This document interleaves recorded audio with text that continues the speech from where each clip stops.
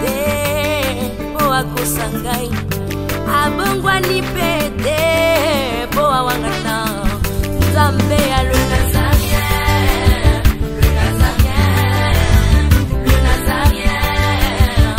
David Nzamba ayebana kitoko kuma mukondima atako babakola ki mafuta na musakolima lelo ya yo bolingo ebateli le Nazarien lipamboli oyo monana katempeni mama kantelobi kolapye mapapu masopi mafuta toko kisi ena elongo na Nzambe oyo babenga na makomi Jésus.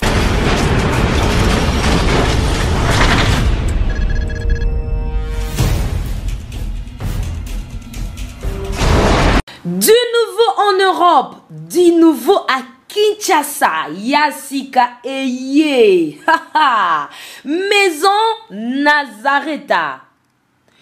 Toleisa mabota na biso pe bandeko na biso na Kinshasa, na mbongo mukie.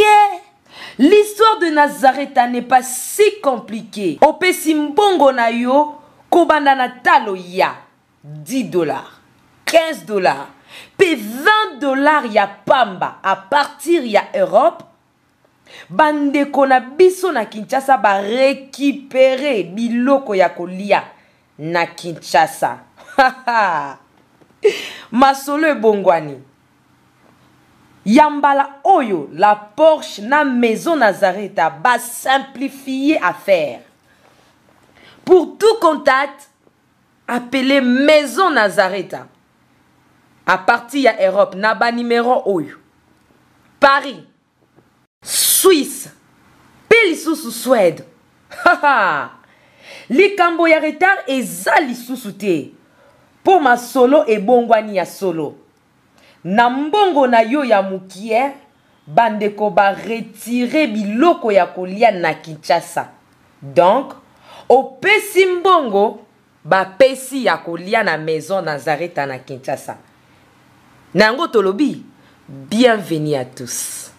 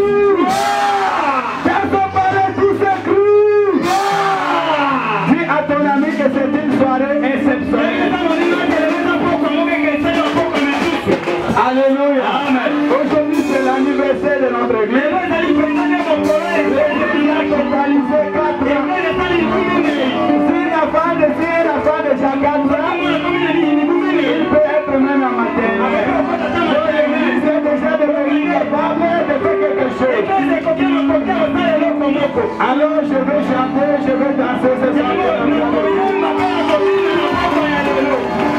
Alléluia. Je vais chanter, je vais danser. Je veux faire tout ce soir. À celui qui a ton côté, que nous allons danser. Danser pour la gloire de Dieu.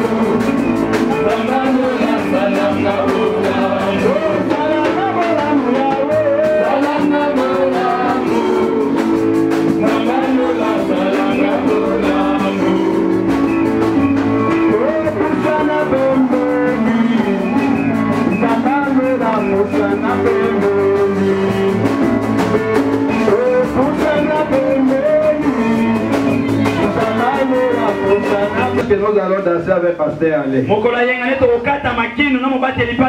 Parce que je ne l'avais pas averti bien avant pour répéter. Alors il va faire les répétitions et puis les dimanches ça sera terrible. Prenons rapidement notre texte d'aujourd'hui. Dans le livre d'Apocalypse chapitre 12. Premier au deuxième verset. Apocalypse 12, 1 à 2. Un grand signe. Apocalypse 12, 1 à 2. Restez debout. Mettons-nous debout, nous allons honorer la parole de Dieu. Nous sommes devant la constitution céleste. Nous lisons au nom de Jésus. Un grand signe apparaît dans les cieux. Une femme enveloppée du soleil. La lune sous ses pieds. Et une couronne de 12 étoiles sur sa tête. Et elle était enceinte. Et elle criait. Étant en travail dans le douleur d'enfantement. Fermez les yeux. Nous allons prier.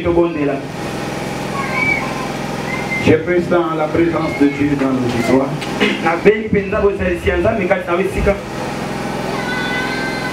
Seigneur, nous voulons que tu puisses faire quelque chose ce soir. Pour la seule gloire de ton nom. Aide-nous toute puissance qui est contraire à ta volonté. C'est au nom de Jésus que nous avons dit. Amen. Amen. Veuillez vous asseoir. Veuillez vous asseoir. Et applaudissez pour la Alléluia. Amen. Il est vivant. Il est ressuscité. Ah. Ah. Nous continuons notre séminaire qui a pour thème Elembo. Ou encore si. Je vous ai dit, le signe nous permet à localiser quelque chose. Ou encore à nous confirmer que quelque chose a été passé ou quelque chose se trouve. C'est ta peine. Même si tu forces, tu seras limité. Alléluia. Amen. Parce que personne ne peut modifier le plan de Dieu. Il y a les autres personnes, Dieu les a mis, les sauts de la bénédiction. Il y a les autres personnes, Dieu les a mis, les sauts de la vie éternelle, de l'éternité. C'est pourquoi, quand Israël sortait de l'Égypte,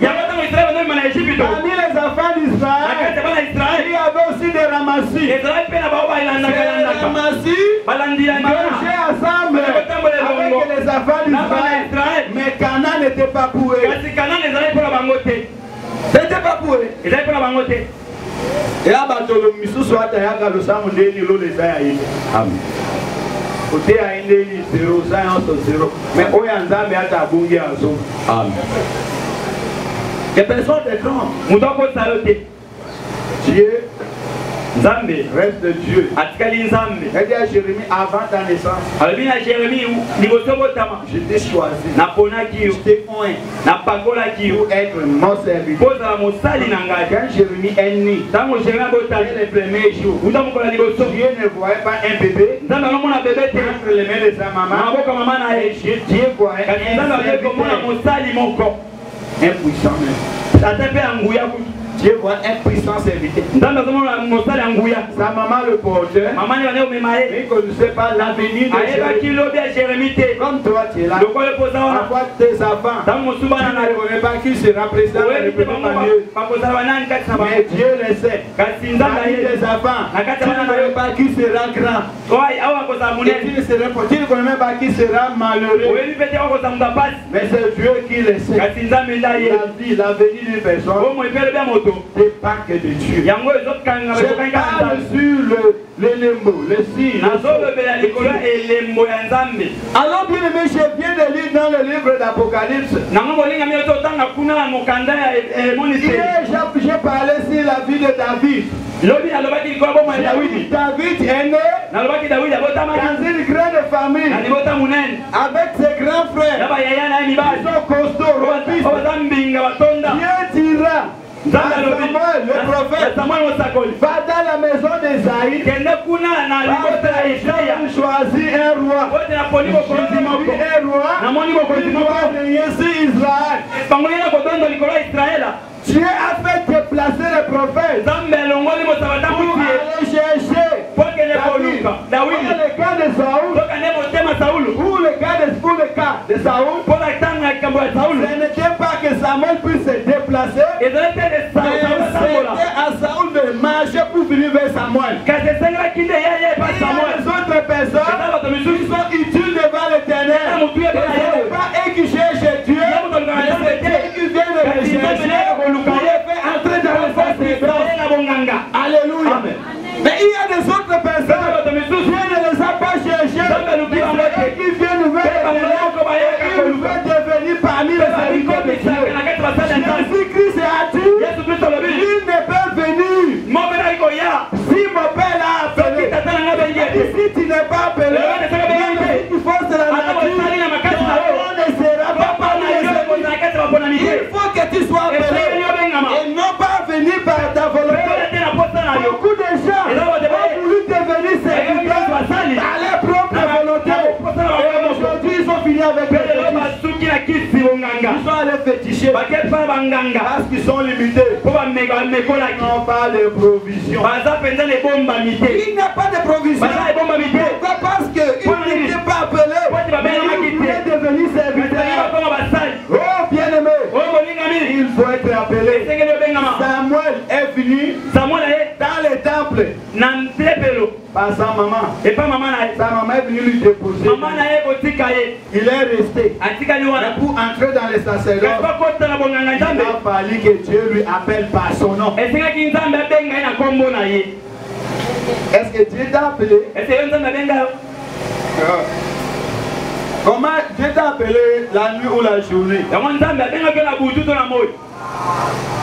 Comment Moussali Ndengeni? Comment Moussambeli Ndengeni? Est-ce que tu as déjà écouté la voix de Dieu? Quand tu as appelé, qu'est-ce qu'il t'a dit? Quand Dieu t'appelle, il te confie la mission. Il a dit à Samuel, va chez Esaïe. J'ai vu un roi parmi ses enfants. Il est venu trouver Esaïe. Samuel dit à Esaïe, Dieu m'a envoyé parce qu'il veut choisir un roi dans ta maison. Fais sortir tes enfants. Esaïe a fait sortir ses enfants. Samuel a regardé parmi les enfants d'Isaïe. Il n'avait pas un roi. Pourquoi? Pourquoi? Parce que la bénédiction n'était pas pour les enfants d'Israël. C'était pour un enfant de Dieu qui habitait la maison d'Isaïe. Est-ce que quelqu'un me comprend? C'est-à-dire, bien aimé, je puisse te bénir. Cela n'était pas de réalité de votre famille. Ata papa no azandoki, mama no azandoki. Tata no azachoro, mama no azachoro, yesa ponya kotombola yo. Mais papa no azache kutimie nganga munene, mais c'est na ba ponya ko utiliser. Amen. Les problèmes ils akata mo yo comprendre. Ikamozaka soko sosoli. Quand tu comprends, tu coupes les liens. Okati basinga. Et on te kataka. Et donc, quand on a botami, tant que tu as dit maman, mutolu na ena maman, ils ont relié na singa. Tant que bakati a moi c'est les autonomie. Faut pas passer comme on a émo. C'est-à-dire quand je coupe les liens, je deviens libre. Je ne dépends pas de ma famille. Ce qui n'a kati singa na komi boson, minazali susu ya libotate. J'appartiens à Jésus. Na komi ya Yesu. Automatiquement comme on peut changer. Na mbana comme changer bon moi les tiens. Alléluia. Komi ya Yesu. Petit Christ. Donc j'appartiens à Jésus. La malédiction de mon père, de ma mère, de ma famille n'a pas de fait si moi. Lorsque les liens ne sont pas encore coupés, il y a toujours la malédiction familiale. Si tu oublies la délivrance, si tu oublies la délivrance de ta vie, tu commets l'erreur grave. Tu commets l'erreur. Beaucoup souffrir. Tout chrétien il faut la délivrance. Amen. Tant que la délivrance est venue, il sera toujours mal. Bien aimé, j'ai compris beaucoup de choses quand j'ai préparé ce séminaire. Ici la vie de Daniel, la vie de Joseph, de David, la vie de Jésus, et celle de Moïse, et l'Apocalypse que je viens de lire, et la vie même de Paul. Et j'ai compris une chose, que si tu n'as pas le signe de l'Éternel, tu es inutile. Écoute, je vais parler sur la vie de tous ces gens tout de suite et puis nous allons clôturer. Parce que ce soir nous allons entrer dans la grande prière et Dieu se manifestera.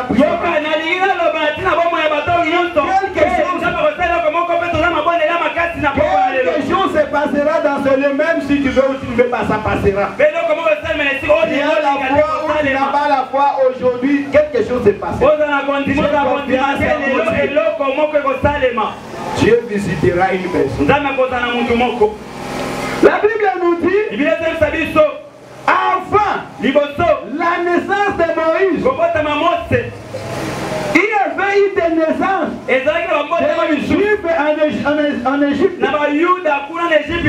Depuis le temps même de Jacob en personne, jusqu'à l'avant la naissance de Moïse, il y avait eu des naissances des Juifs et des Juifs. Les rois n'ont pas pensé à éliminer les garçons. Mais quand il y a eu la grossesse de Moïse, l'ennemi a vu l'étoile. Il devait apparaître. C'est l'étoile de la libération. Et le combat est commencé. Qu'est-ce que je vais te faire comprendre? Un enfant qui a l'avenir extrême de Dieu. Il est vraiment dans le projet de Dieu. Ça peut être combattu. Même à partir de sa grossesse, par la ventre de sa maman. Ennemi atalaka étoile na musika. Et a étudié comment effacer. Alléluia. Les combats qui t'arrivent tous les jours. L'ennemi connaît qui tu es. Et personne connaît sa future. Oui.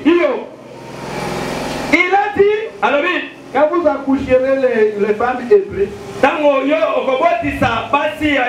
il faut tuer tous les gars. Les innocents devaient mourir. Mais le combat n'était pas pour tous les gars. C'était que pour un fils. Alléluia. Amen. Bitumezeka ya moto moko ne esimbi bato nyonso. Yamana so moni na génération na yo. Makambo so marché, c'est-à-dire sans na yebi que moto mais ma délivrance est yewana. Amen. Donc on va sacrifier génération mo bimba bazo lukaka yo po Amen. Oui, il te cherche parce qu'il sait que tu as les droits. Le jour ne changera. À tout moment, j'ai réalisé une chose.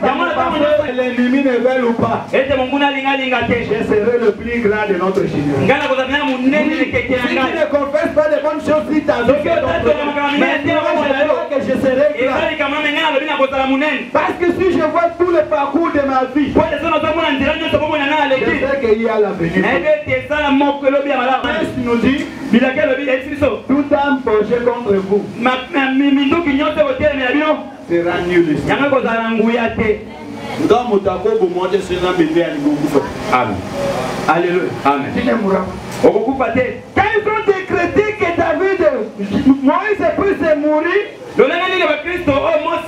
il voulait la mort de Moïse, il a tracé un canal pour sauver Moïse. C'est pourquoi je te dis bien aimé, même si l'ennemi s'élèvera contre ta famille, contre ta génération, comme tu as le son de Dieu, tu ne mourras jamais. Tu traceras toujours un chemin pour te faire partir, tu iras toujours franchir le chemin, tu iras loin. La manœuvre n'aura pas de effet sur ta vie. C'est lui qui a les promesses, ne meurt jamais. Il ne meurt jamais. Ils ont tracé ce programme. Dieu a tracé autre chemin. Pourquoi? Parce que Moïse avait le sceau de la libération. Le combat de sa vie, c'était le ventre de sa maman. Moïse fut l'ombre de Christ. Jésus-Christ est né. Hérode avait les promesses. Et le roi naîtra. Et c'est lui qui viendra pour délivrer Israël. Personne ne le savait. Même Hérode ne savait. Mais quand il est informé, il est déjà né. Lui aussi il a décidé d'éliminer cet enfant. Pourquoi? Parce qu'il savait que cet enfant avait la promesse de libérer Israël. Et comme tu as les promesses de libérer ta famille, de changer l'histoire de ta famille, tes combats ne sera pas petit. Alléluia. Amen. Quel combat ne sera pas petit. C'est pourquoi j'ai toujours dit au peuple de Dieu, que ce soit le problème qui t'arrive, il ne faut pas perdre la foi. Il ne faut pas avoir le pensée de se suicider. C'est l'abandon. C'est réservé pour les fainéants, pour des personnes sans foi. Mais une personne qui a la foi, il dit que même si on prend tous mes habits, je reste avec une culotte, Jésus-Christ est à moi. Jésus-Christ est à moi, attirera toutes sortes de richesses et je serai toujours grand. Même si le problème se lève de tous les gens de notre quartier, la famille, se lève contre moi. Mais si j'ai Jésus-Christ, ils viendront toujours venir vers moi parce que Dieu me donnera toujours la victoire. Et aucun problème ne peut me pousser à se suicider. Non. Lui-même abandonner la foi. C'est mieux d'abandonner ma maison et tout ce qui m'appartient. Et je serai toujours. L'étoile de Jésus-Christ a suscité le jalousie. Il a demandé où se trouve la femme pour que je puisse aller lui adorer. Je l'ai toujours dit et je le répète. Ce n'est pas tout ce qui t'approche. Tu t'aimes. Bataillon cela, bataillon sur la bénédiction de la religion. Bataillon sur la religion, on a commis à préparer un pompe. Motoisa mabe, sauf qu'il y a un Jésus. Hypocrisie là, oui, double face. Les gens de double face. Ils demandent la gentillesse. Ils racontent autre chose. La gentillesse Et il prépare autre chose pour te déstabiliser. Moi, toujours dans mes stratégies, quand je te vois en train de manigancer pour m'enterrer, je prends mes dispositions pour t'exposer. C'est comme ça que Dieu a toujours humilié mes ennemis. Et je le fais dans le silence. Parce que l'esprit de Dieu n'est pas l'esprit de dispute, mais de douceur. Alléluia. Amen. Car il voulait éliminer Jésus, Dieu a ordonné à la fin de lui déplacer. Il ne peut pas mourir par l'épée de Hérode. Hérode est venu toujours en retard. Jésus est déjà parti. C'est pourquoi je te dis une chose. Tous ceux qui cherchent ta mort ne réussiront jamais. Dieu ne le permet. Parce que tu as le son de Dieu. Le son de Dieu nous permet avec toutes choses. Jésus-Christ ne pourrait pas mourir. Alors je venais de lire dans le livre de l'Apocalypse où la Bible nous parle d'une femme. Elle était enceinte. Elle devait accoucher dans le toulet d'accouchement. Et le dragon est venu pour attaquer la femme qui devenait. Cette femme, c'est l'image de l'église. Alléluia. Amen. Alors la femme qui devait naître, c'est nous les chrétiens. Bien-aimés, l'église est la lumière de ce monde. Et une vraie église qui marche dans la crainte de l'éternel ne doit pas vivre le bonheur total. On doit toujours être combatif. Si tu vois une église souvent combative, le nom de Jésus-Christ est glorifié. L'ennemi ne combat pas n'importe où. Il ne combat pas n'importe qui. Il combat là où l'étoile brille. Cette étoile est visible. C'est là où le combat se fait. L'ambitieux vit son étoile. Je vais aller lui adorer. Hérode a dit va. Mais dit là où se trouve, moi aussi je viendrai pour lui adorer. C'est pourquoi même dans l'église, je ne fais pas confiance à n'importe qui. Tous ceux qui viennent, ils ne viennent pas prier Dieu. Il y a même chez Moutatique église où l'un ne se dit pas Matikaï. Mission a qui peut-être échoué monte les gars à Kokane souté. Bondokine comme une souka, le mission a continué à Nakufa. Alors dans le Moutaninga a monique monte les gars à Kokakolo quand l'église était à Kimi à Kozanga raisonné. Basala Kingapoui, Basala Kapoui, Basala Kapoui. Pourquoi? Parce que Bondokine comme exposé. Amen. Par travail passé à Mikolo, nous avons la purifié l'église de manière extraordinaire. Amen. C'est la sorcellerie. La sorcellerie a échoué. Alléluia. Amen. Ma chaîne de prière de qui a pas maté. Il n'arrive pas à mettre pied. Alors, ce qu'il reste, ce sont des raisons.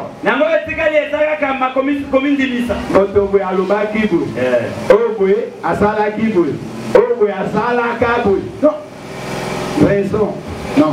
Parce que si nous venons prier à l'église, nous ne venons pas prier papa allait.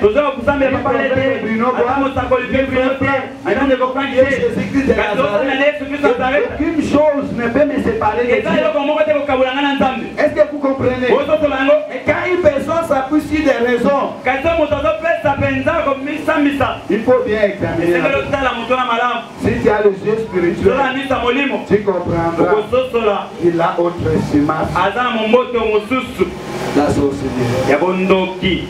Quand cette femme voulait accoucher, elle me écoute. Quand Jésus-Christ est venu sur la terre, Jésus-Christ était venu pour bâtir le vrai église. Mais il préparait cette église d'abord. Il a pris seulement quelques disciples. Il a inculqué sa connaissance. Après cela, il est rentré par les chemins qu'il devait rentrer. L'ennemi n'attendait pas autre jour.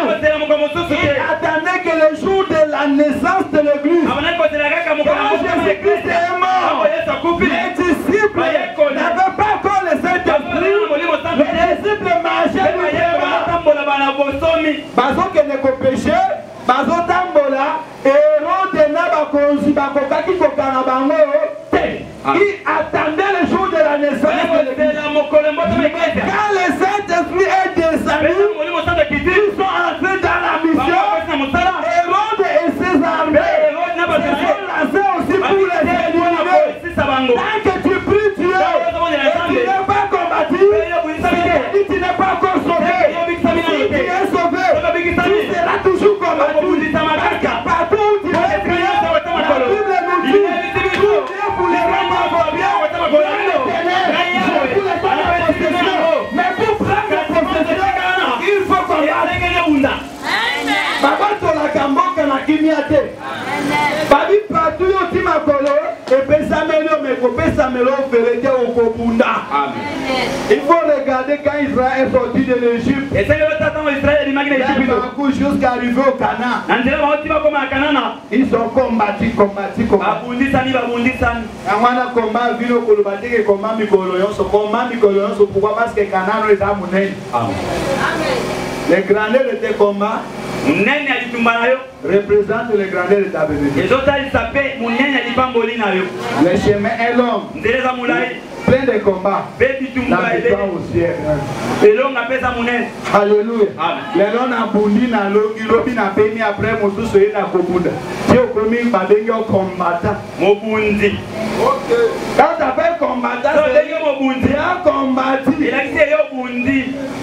Alléluia. Amen. L'option.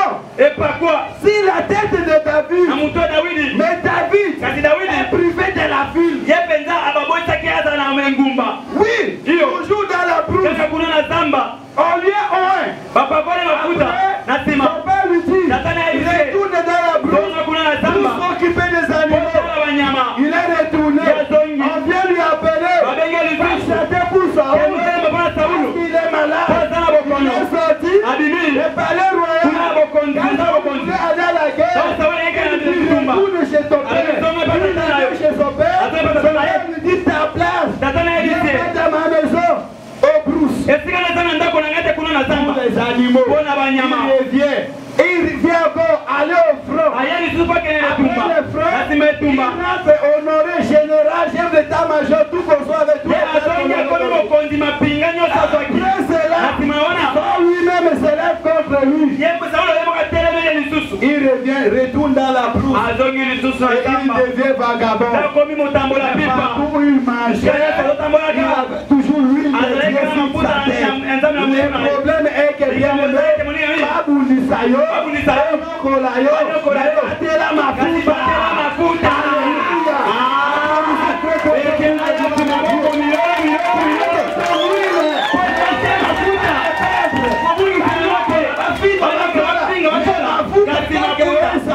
Amen. Alléluia. Amen. Et Mafuto Ana et Beso et Longa. Amen. Frère. Oui, papa. Beso et Longa. Mafuta. Bazaga besoin Mafuta dans ma chambre. Amen. Il a son onction. Il marchait dans la brousse comme un malheureux, comme un mendiant. Il arrive ici, sont informés qu'il est là. Il se déplace. Il gardait son onction. C'était quelle onction? L'onction royale. Jusqu'à ce que Saul est mort. Il est resté dans sa position. Et les anciens sont réunis. Ils disent non. La personne qui mérite d'être notre roi, c'est C'est qui? David. Dawidi. Nous devons aller lui chercher. Osane lo kwanza. Osane lo kwanza. Osane non atite. Ata ba négligé ba momo ko ba ya ko luka.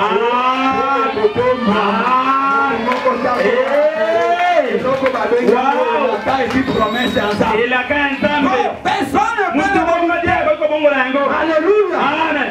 Ils sont venus nous chercher. Dieu nous gouverne. Je disais ceci. Quand l'église est née, le jour où les combats ont commencé, quand même nous sommes venus implanter cette église, nous étions les bienvenus. Les gens nous aimaient, nous considérons bien l'église.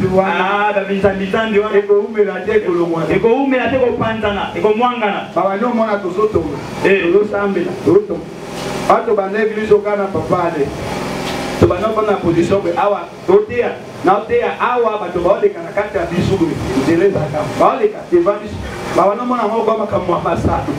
Alléluia. Amen. Nous aussi nous on travaille biso dans les costales otea pena be moni moto alati la manete ya lingaki ala tate awa tu bolele adam maloko asana likambo bibamba ah sibe oya moni ndeke tozo sambela toya ko sambela banu de prière to ladi awa bato babunda bitumba kukulu na tiba eko kwela biso na museke to la muka na trésor libanda. Tout ça c'était pour Dieu. Et quand ils ont vu la construction près d'avancer, ils ont les combats s'est levé. Bonne nuit. Ils ont compris une chose. Ils ne sont pas venus pour partir. Ils sont venus pour prendre le dos. Ainsi que nous demeurons tous. Ni même la volonté à Polo le pas côté. Même à Batouakati. Polo Maso Yesu à l'Euro. Polo le pas côté. Batouakati. Même je te cache. Ni même le président de la République. Alléluia.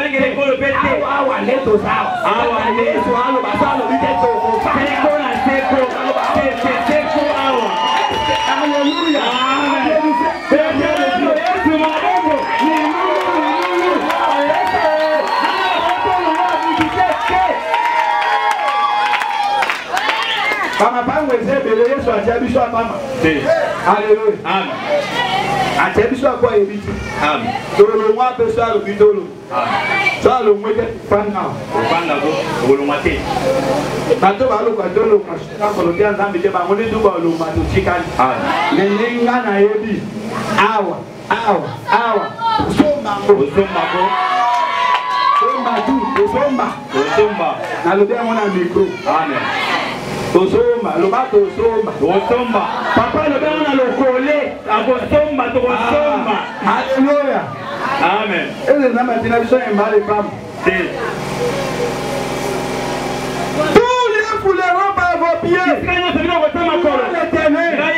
Je vous les donne. Je vous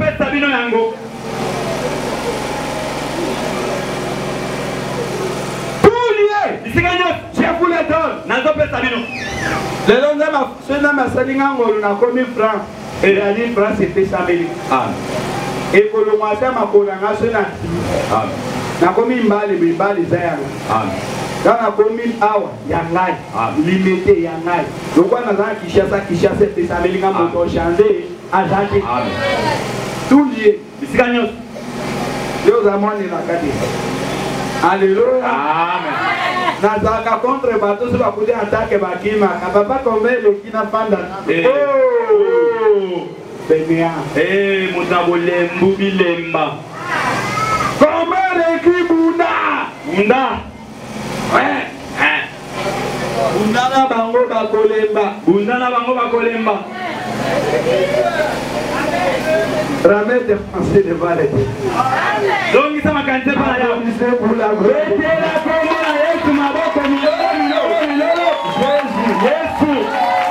Quand la femme voulait accoucher, le dragon cherchait à éliminer. Mais la femme était protégée. Par Dieu lui-même. Et ses anges. Il est écrit. Et comment l'ange de l'Éternel autour de ce qu'il a.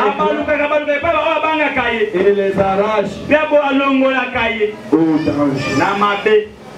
C'est-à-dire, moi je n'ai Yahweh autour de ceux qui ont les poils.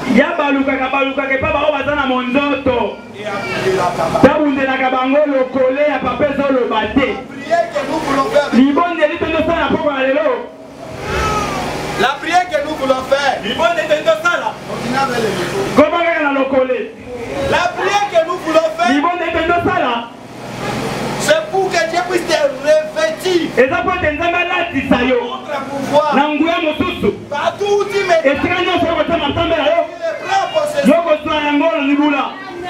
Amen. Amen.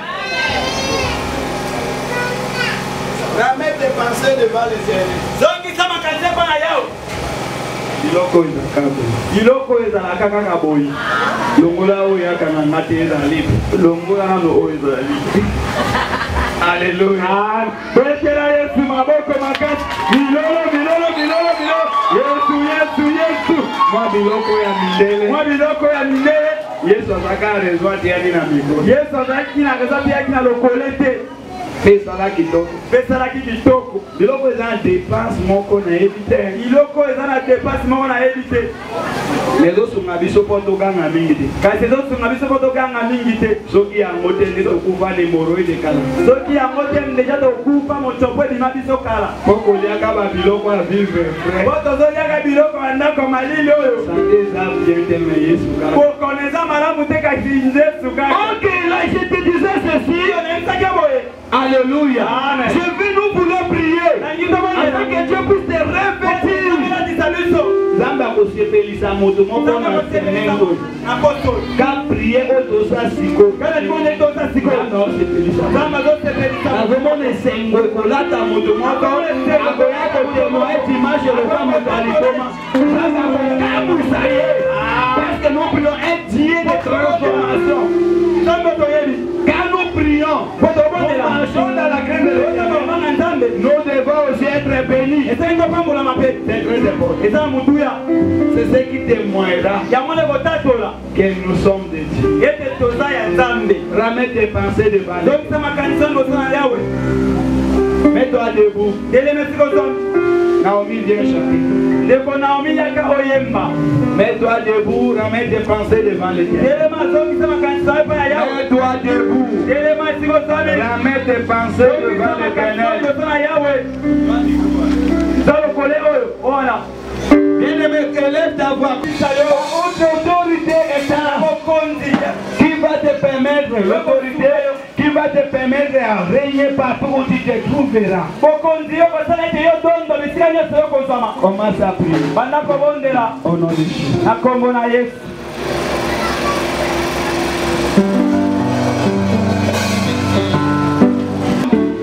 Bolinga mi bondela. Tombola mongongo bondela kosanga malobate.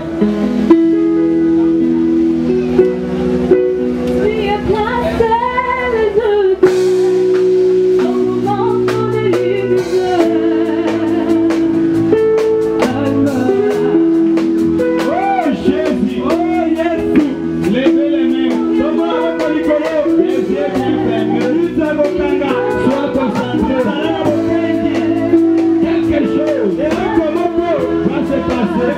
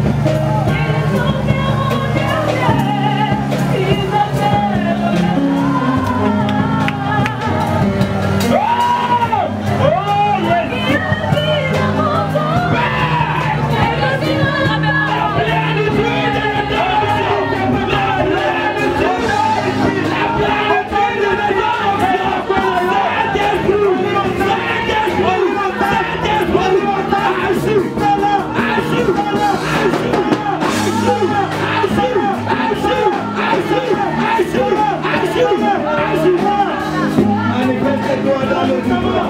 Manifeste-toi dans le victoire. Manifeste-toi dans le victoire. C'est toi Alpha. Tu es Omega. Je vais voir. Je vais voir. Je vais voir.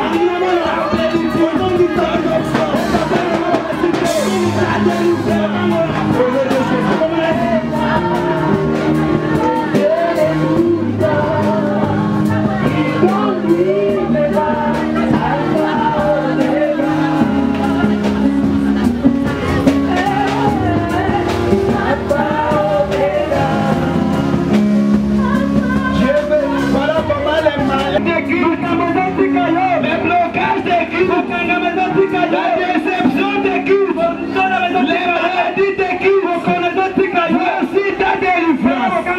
Au nom de Jésus, au nom de Jésus, au nom de Jésus, au nom de Jésus, au nom de Jésus, tout puissant déchet, tout puissant déchet, qui t'a accompagné, t'as salué, c'est l'ordre maintenant, est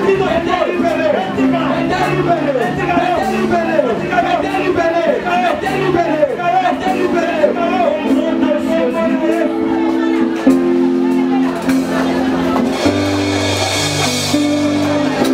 lève les mains. Je vois les miracles qui s'opèrent. J'ai guéri une personne qui souffrait énormément au dos. Alors tout le pays, les dos te faisaient très très mal. Dieu veut te guérir. Dieu veut te guérir. Lève les mains, sois comme ça.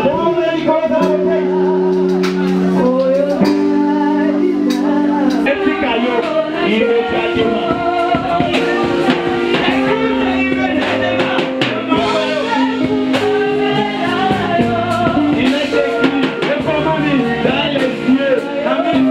dans les cieux, sur la terre et sous la terre, bougez-vous, toute puissance doit fléchir, et toute l'âme doit confesser que Jésus-Christ est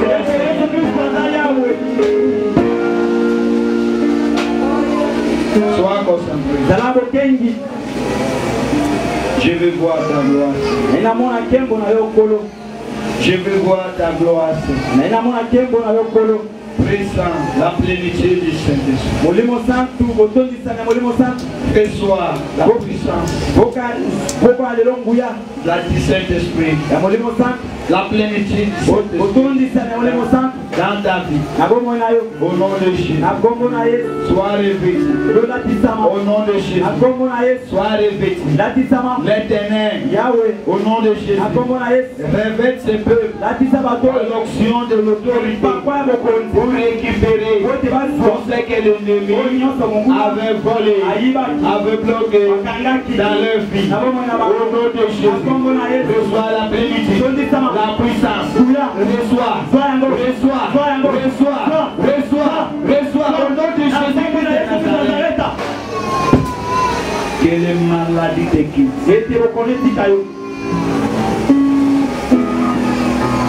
Puissant Seigneur sur lui à déception.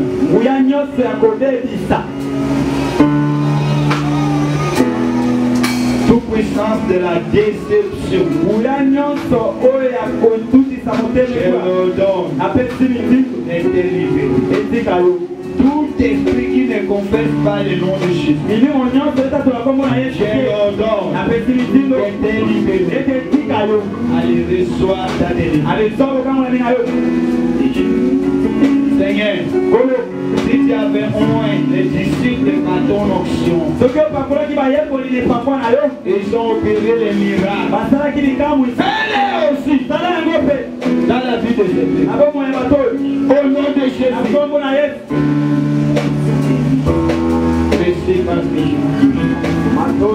Élève ta voix. Remercie l'Éternel pour tout ce qu'il a fait. Au nom de Jésus. Prie l'Éternel. Alléluia.